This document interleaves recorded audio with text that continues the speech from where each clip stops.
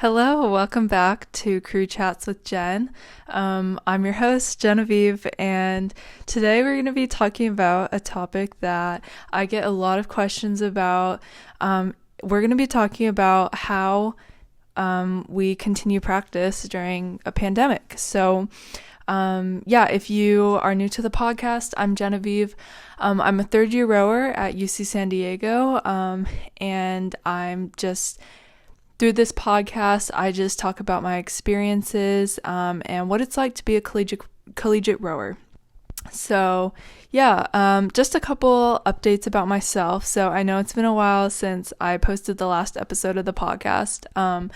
So last week was finals week. So I'm all done with school for the quarter, and then I have 2 weeks off for break.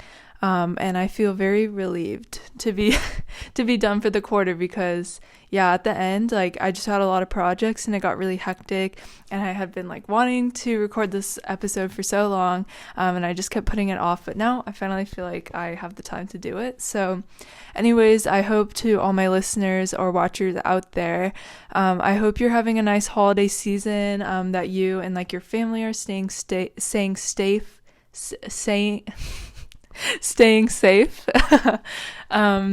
But I'm happy to be back recording another episode of the podcast.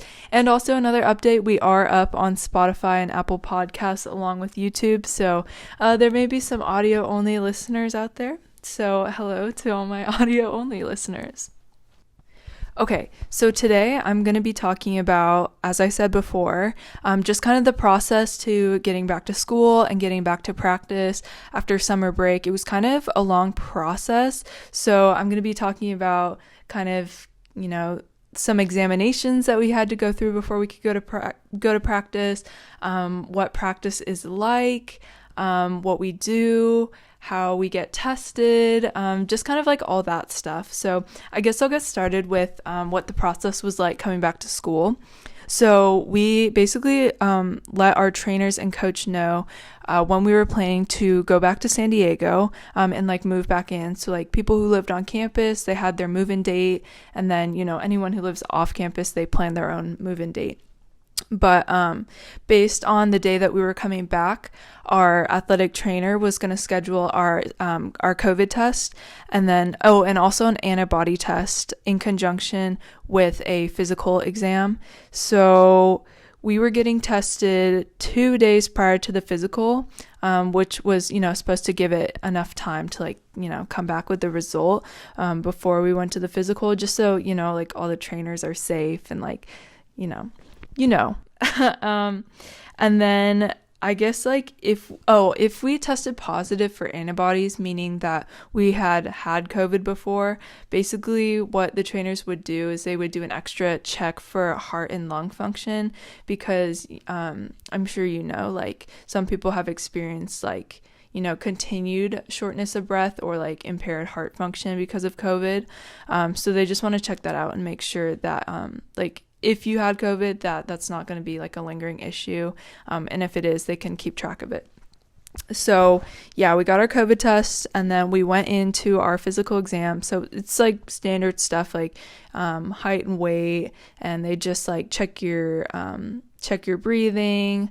They ask you about your injury history, stuff like that. And then after we had the physical, we got scheduled for a performance assessment, which is basically they just wanted to see kind of where we were in terms of our strength, our balance, because a lot of people didn't really have access to workout stuff, I guess, over quarantine. So, and it kind of depended on what you were able to do. So we had it at our training center. We just performed different exercises under the supervision of our trainers, and they counted how many reps we could do, and kind of looked at our form to see if we were kind of breaking down, if we still looked good. I really couldn't tell you how they used that information. They told us honestly, they told us that like during our performance assessment, they were going to like give us a rating, and then based on our rating, they were going to like put us in different APU classes. But I don't think they actually ended up using any of that information. And then by the end of the first week of class, we were cleared to go to practice, and they gave us Under Armour performance masks. So another thing is we kind of didn't know what was going on. Like all the trainers were super overwhelmed, and like they had to schedule so many things. Like the trainers had to schedule the COVID test for every single athlete in the department, and then they had to schedule the performance assessment for every single person.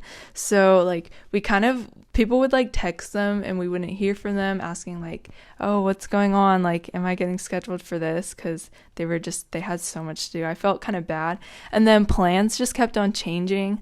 Like my team had planned to like start erging as soon as we got back. Then turns out we actually like weren't allowed to do that. And a lot of things changed. We kind of just had to be in the mindset of like, everything was kind of up in the air, and like we didn't know when we were going to be scheduled, when we were going to be able to practice, but we just kind of knew eventually everything will get done and we'll be able to practice. So now I'm going to talk about APU class. So if you watched my last video, I don't think I talked about it in the last podcast, but if you watch my last video, so we do this thing called APU class. APU stands for Athletic Performance Unit. So they're just the people who they're like our weights and conditioning coaches, and they function separately from the individual sports. So I have my rowing coaches, and then I have my APU coach, and he does like all our strength and like lifting stuff usually during like non-COVID times. But so APU class is kind of what we had for replacement of practice during the like beginning, right when we had gotten cleared.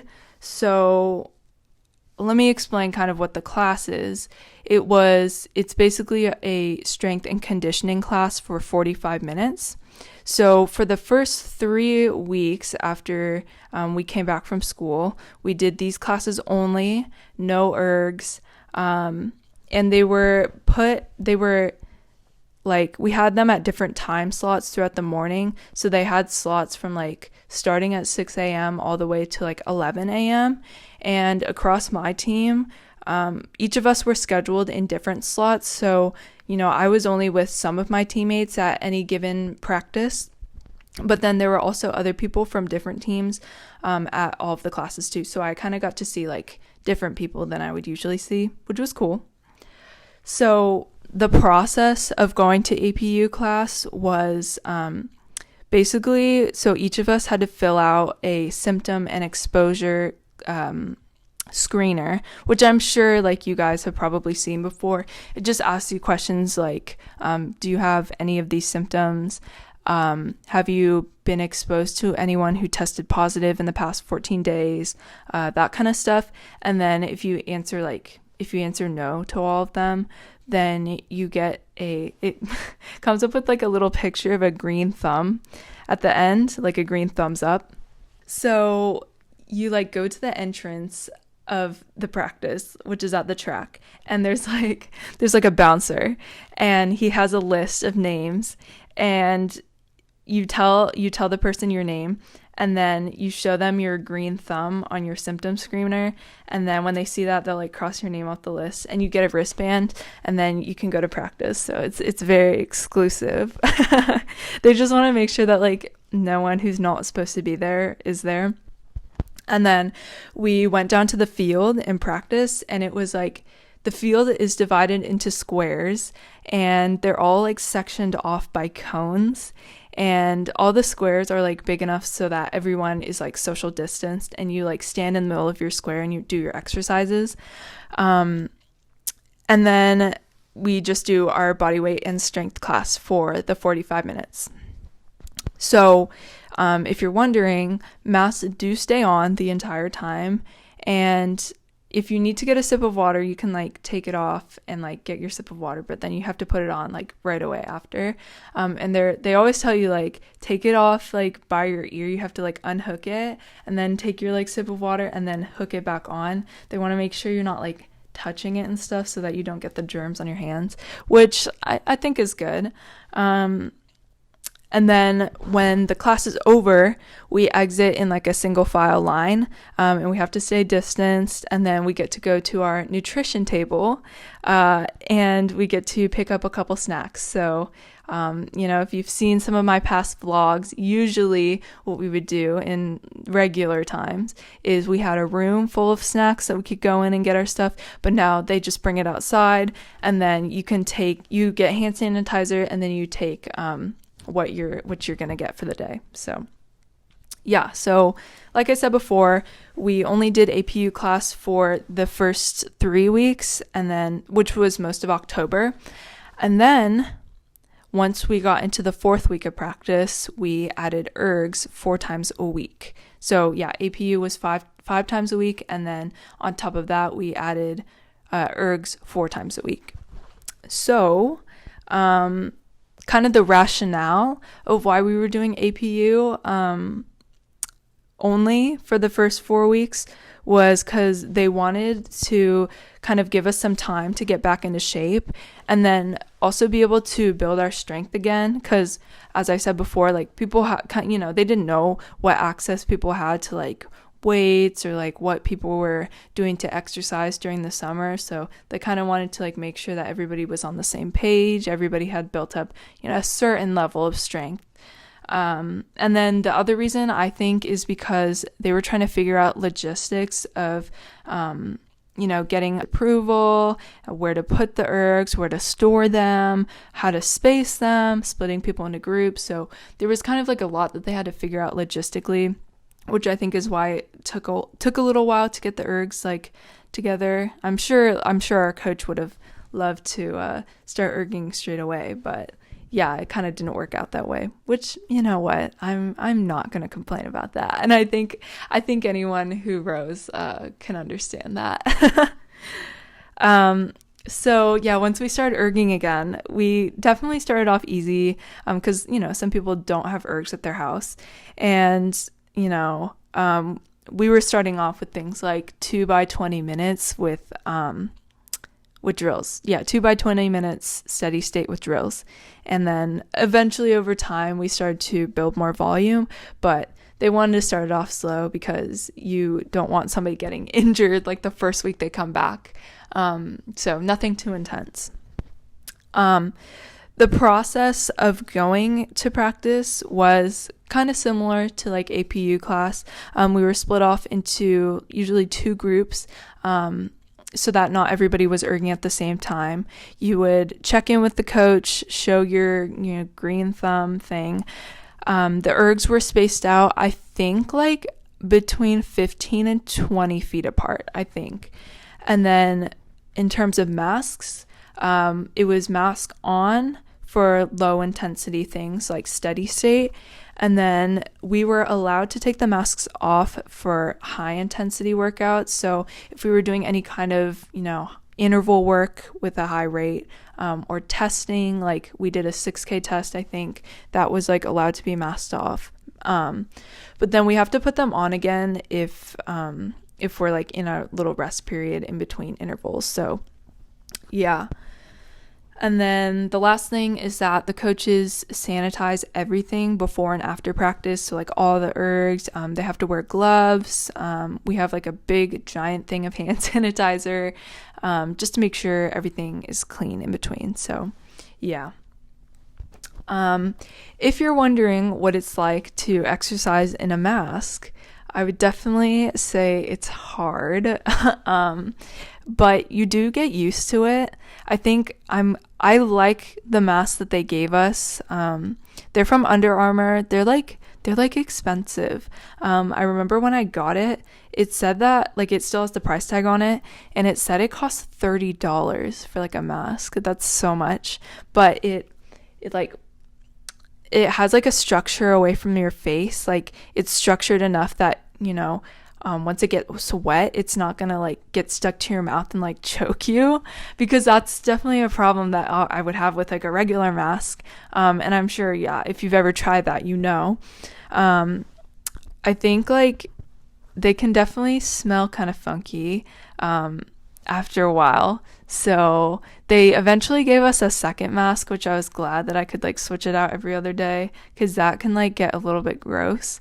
But overall, I would give the mask a thumbs up. I think the biggest thing about wearing masks when you work out is honestly kind of getting over the mental barrier, because like the work will be harder. Like you won't be able to perform to the same extent that you could without a mask. But just knowing that, like, you just eventually kind of get over it mentally, and like you kind of start to ignore like how hot it feels underneath.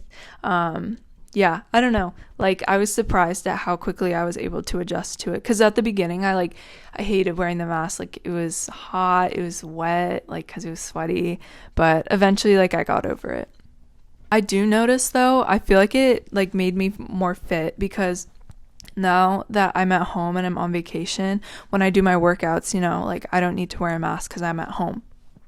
And I've definitely noticed that, like, I guess I just have like better stamina now that I've like trained with the mask a lot. And I'm kind of worried actually, once I go back to school, I feel like I'm gonna have to wear the mask again, and then it's gonna be like so hard all over again. So yeah, we'll see.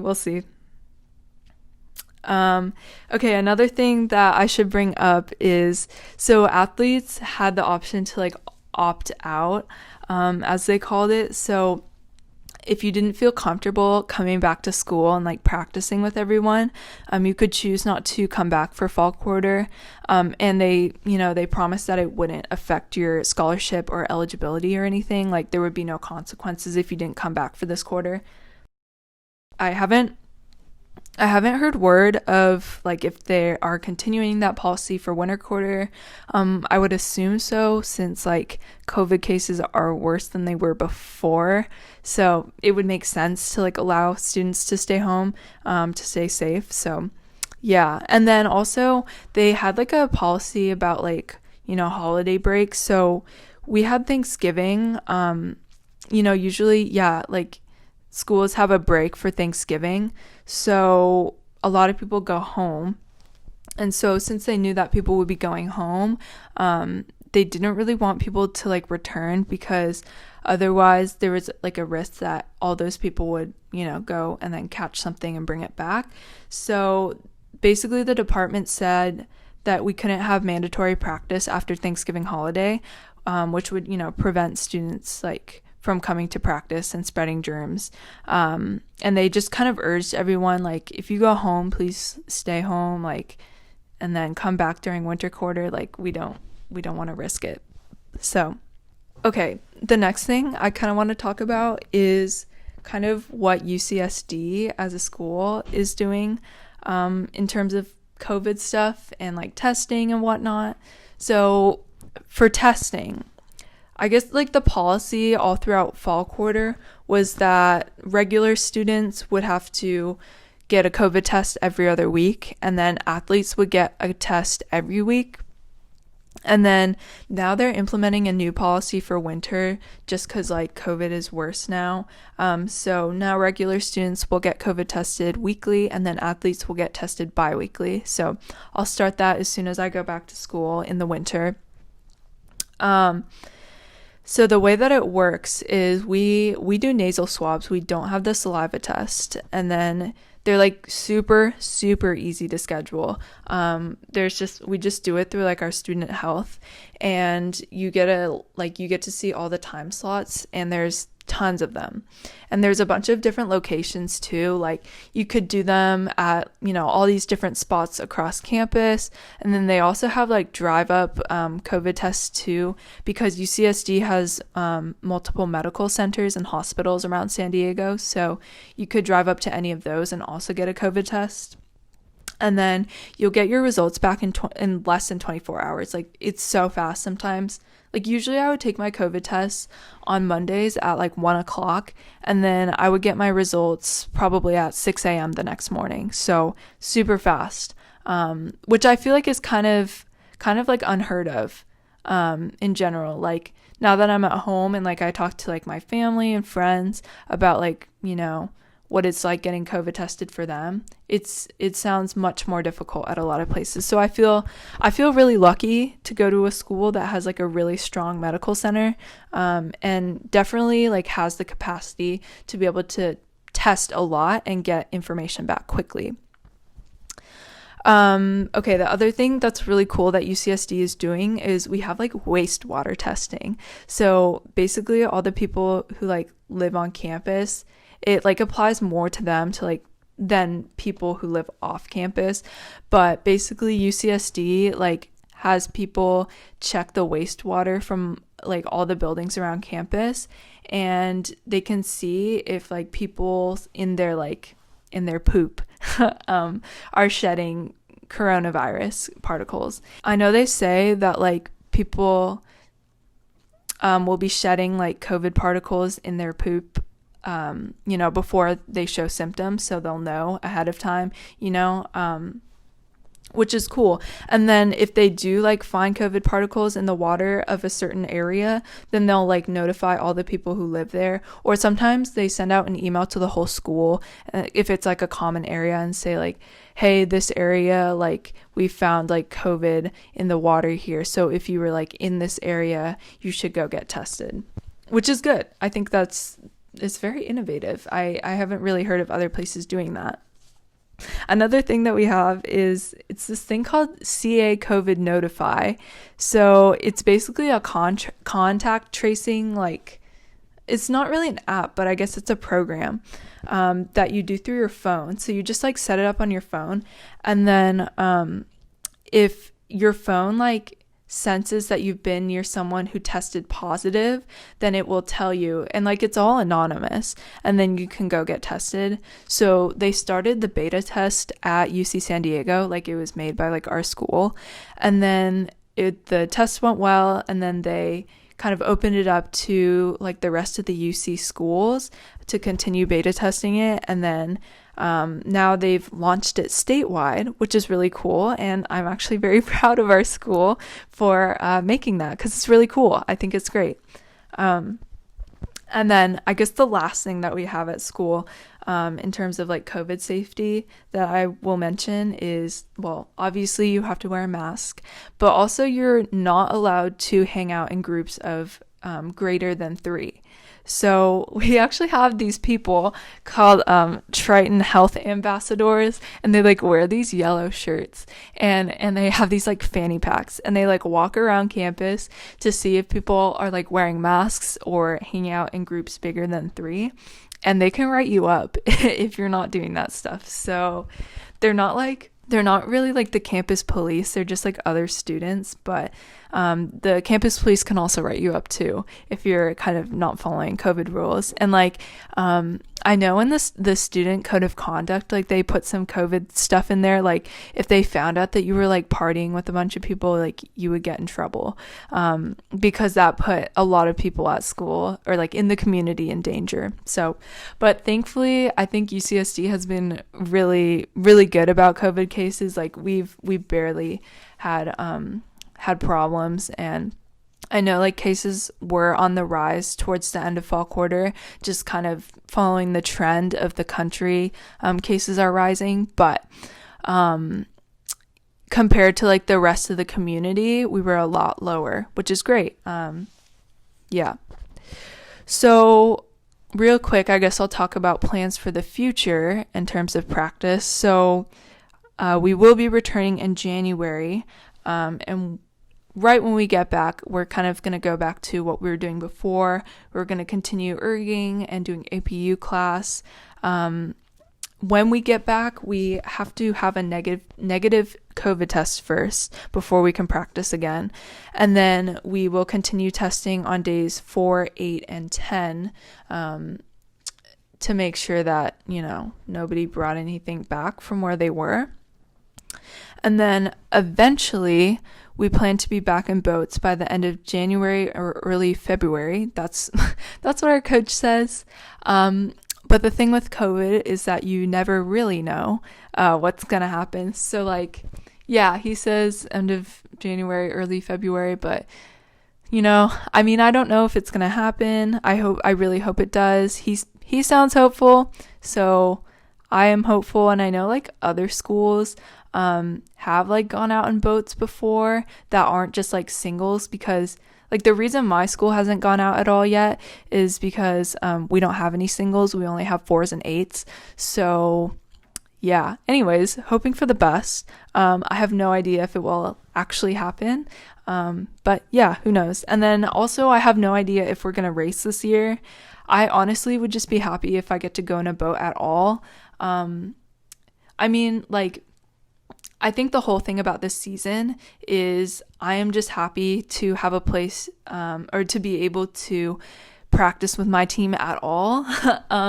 Like, I enjoy like going to APU and like Ergs with my teammates. Like, I love spending time with them. Obviously it's not ideal, but to be able to even just, be there with them every day, it's good, and it's, more than I could have expected. I'm sure like some schools had to shut down entirely and can't even practice at all. So I'm actually very grateful that we are able to do what we can. So yeah, who knows if we'll race. And like, thankfully, I'm not a senior. This is not my last racing season.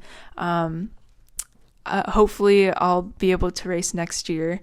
I feel like I can kind of expect like, I can brace myself for it, but I do feel very sad for all the people who this is their last season, because they got like they would have 2 years taken away from them. So I feel like I kind of ended on a sad note, but really I am grateful to be able to practice, and I'm excited for anything that we get to do. So yeah, I kind of want to hear from you. First of all, yeah, I hope this was interesting to you. If you have any other questions, please leave them in the comments, or you can always DM me.